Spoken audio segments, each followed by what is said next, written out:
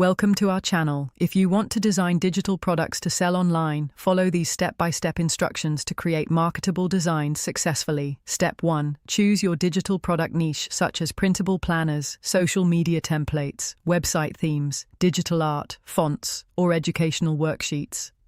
Step 2. Research your target market by analyzing competitors, reading customer reviews, and identifying gaps in the market you can fill with unique designs. Step 3. Select design software appropriate for your product type. Popular options include Adobe Illustrator, Canva Pro, Figma, Affinity Designer, or Photoshop. Step 4. Create a mood board gathering inspiration, color palettes, fonts, and design elements that align with your target audience's preferences and current trends. Step 5. Design your first product with attention to quality, usability, and aesthetics. Ensure proper dimensions, resolution, and file formats for the intended use.